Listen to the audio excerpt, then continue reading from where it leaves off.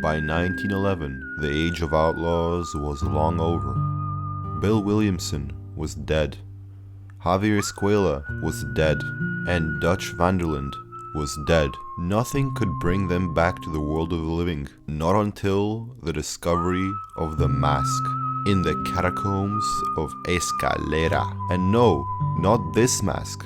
This ancient artifact, when removed, is able to resurrect the dead. In Undead Nightmare, John Marston goes on a journey to stop this apocalypse and save his family from staying undead forever. However, what if Abigail and Jack never got bit? Who would come back to haunt John Marston at his ranch? Would it be a familiar face like Arthur Morgan coming to visit his brother, or other ex-members of the gang that would wish to seek revenge from beyond the grave and make the Wild West untamed once more, with the dead roaming free? This week, I'm returning to Undead Nightmare and looking at a scenario of Dutch returning from the depths of hell to reform the gang in undead form and reshape the Wild West of Rockstar Games into one where he would be fit to rule as king.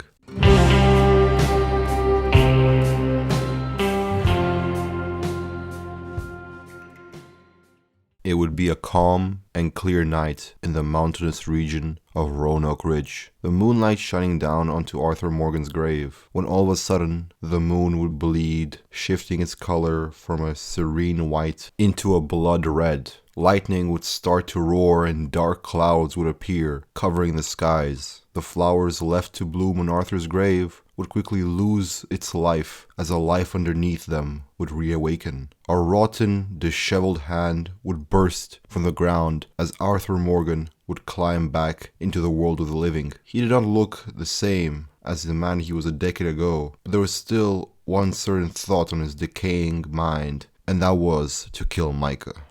As he made his way down the mountain, he would notice the town of Ansburg on fire and zombies running all over, slaying the workers and people. However, despite him being undead as well, that would not stop the zombies from attacking him, meaning he'd have to fight them off and at the same time convince the people of Ansburg that he's not like the zombies. This does not go to plan, as he helps liberate Ansburg but is cast out by the people that he helped liberate. From here on, Arthur decides that if he is to go and get across this new undead west, he must hide his rotten appearance. Therefore, he dons a new slick black look, one which will disguise him, hiding his face and take on a new identity of the Man in Black.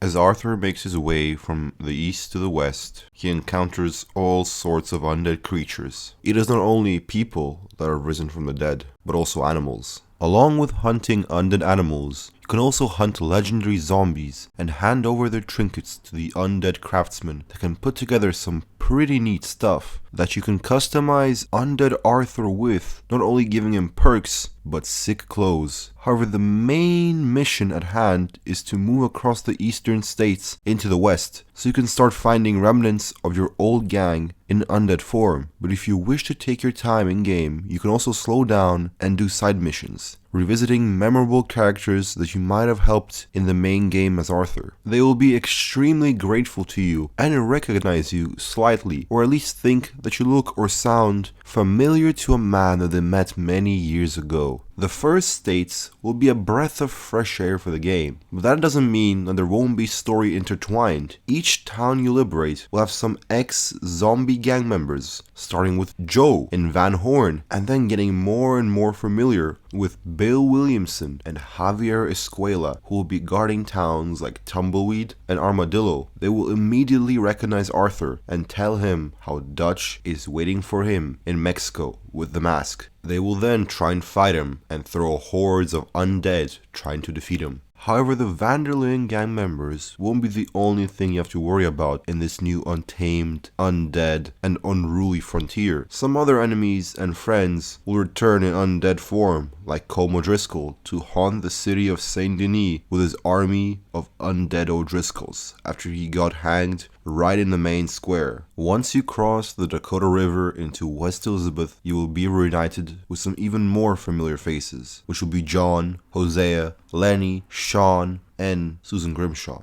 It'll be a reunion which will feel surreal, seeing this broken up family, half of them dead, half of them not, reunite and bond together once more despite them being all heavily scarred and looking very different, but nonetheless, it will be a reunion that will warm the hearts of the community. However, it will later be revealed that Abigail and Jack were kidnapped by Dutch, Micah, and his Undead Legion. This will send the gang to New Austin and Mexico to face the undead remnants and fight Dutch's army.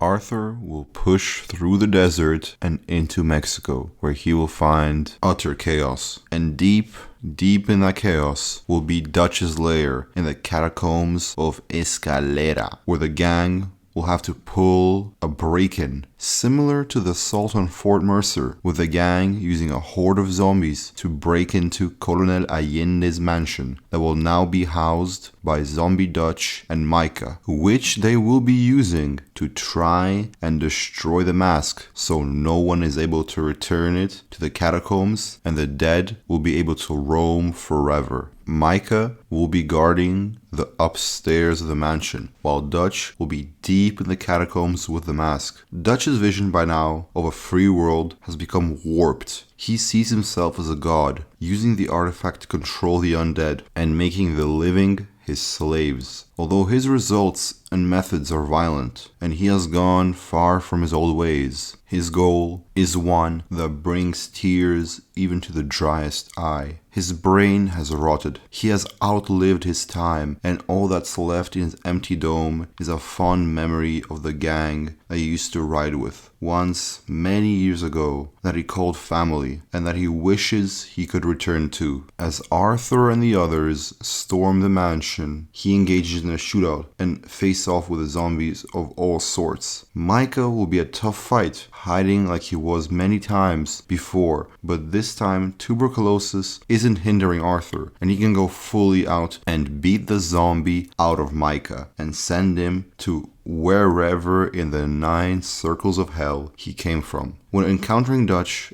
John and Arthur put him down, but not without looking in his face one more time before leaving him on the cold, stone, 100-year-old floor. When returning the mask to its rightful place, John and Arthur hug it out one last time, exchanging a few words. When putting the mask back on the pedestal, Arthur's undead body would dissipate and blow away in the cool, soft breeze of the catacombs. When returning home to Beecher's Hope with his rescued family, John would be at peace now that he got to ride with his brother and his former gang one last time, even though it was in a very surreal circumstance. He could now live out the rest of his days knowing that he helped lay all his family to rest peacefully and that no one would try and bring them back.